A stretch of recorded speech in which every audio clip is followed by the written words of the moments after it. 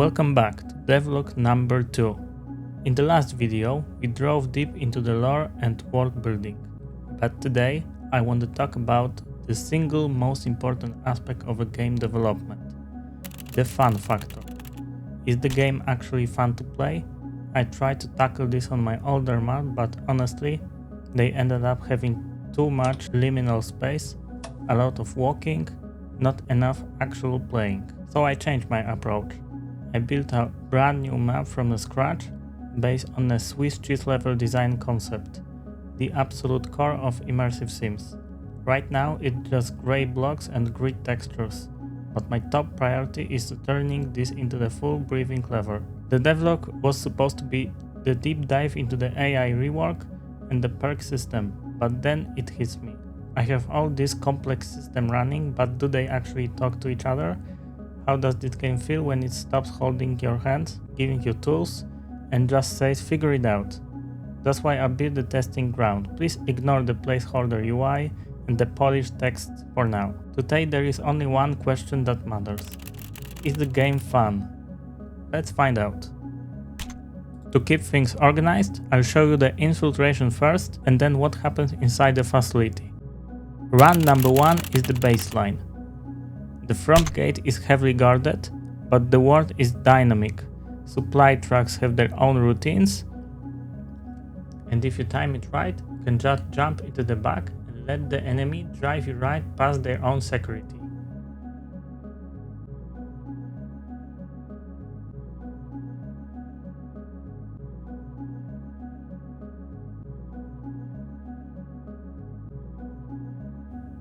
Once inside the perimeter, I just cross the country yard, slip into the main building, and reach the elevator.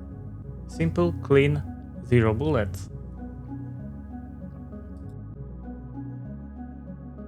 But what if you miss your window of opportunity and truck just pass by?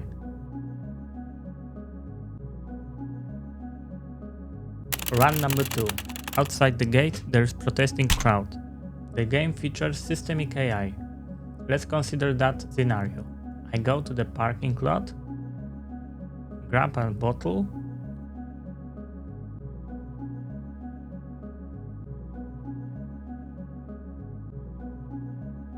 blend into the crowd,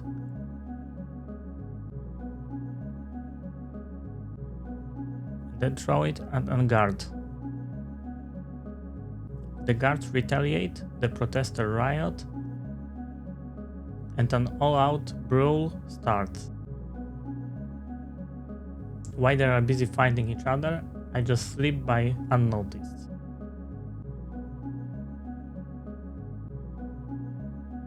It's highly effective, though a lot of innocent people die in the process.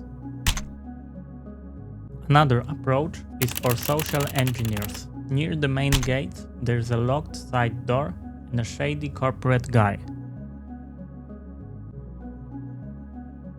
We can talk to him.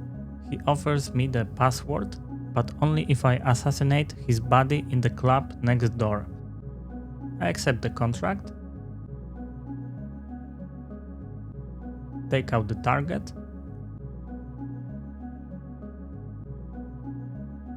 and get the code.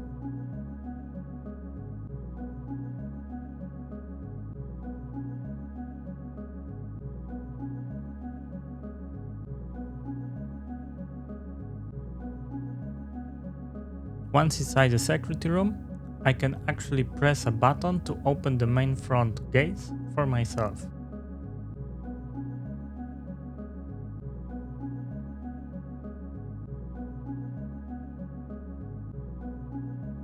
I also find a terminal with a password for a hidden packet.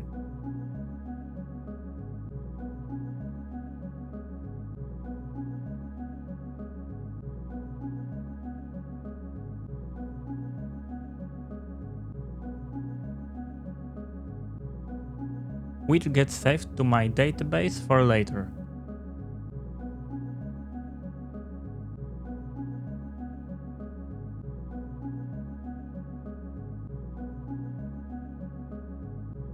Finally, I sneak past the security cameras and head to the elevator.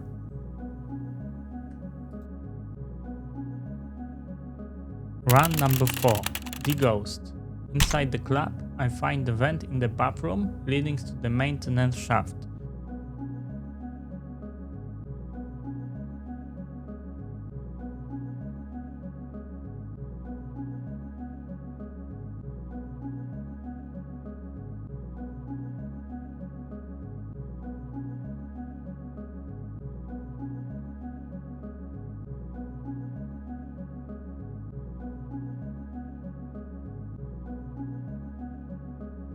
From here things get vertical. I have to cross the gap using fragile platforms, stand on them too long and they will break.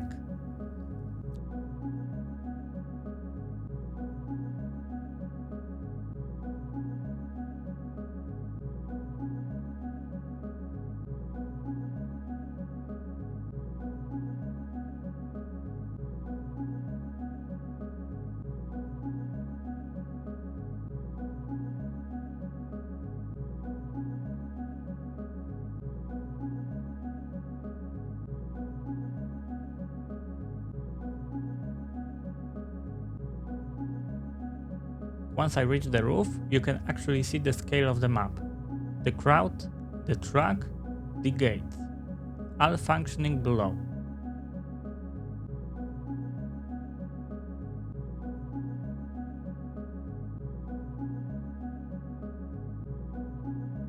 I use another vent to finally enter the main building and take the second elevator down to the secret lab.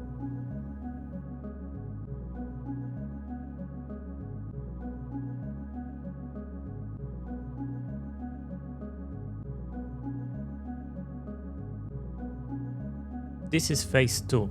Our target is a prototype chip, but it's protected by a laser grid.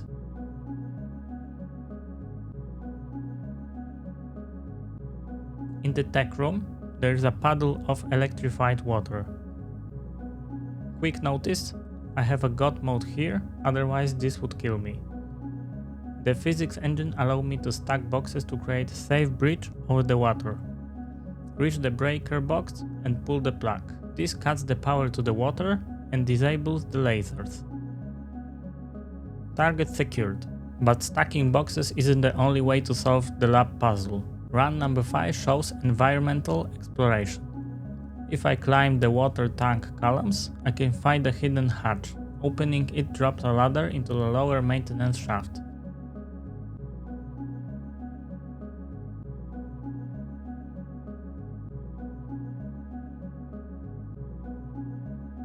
Down here I can use my hacking tool on a local fuse box.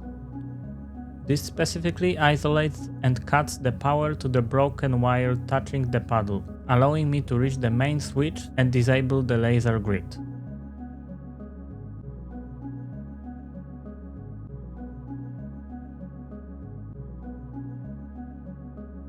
Last but not least, the run number 6.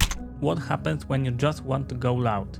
I grab a gun and head to the high wall separating the street from the shipyard. The ledge is too high to reach, so I use the physics system again to build a staircase out of crates.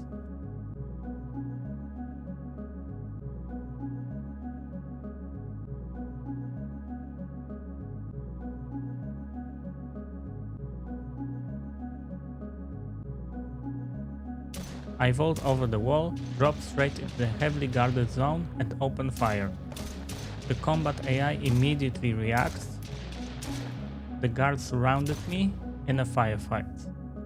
It's loud, but it's a completely valid way to play the game.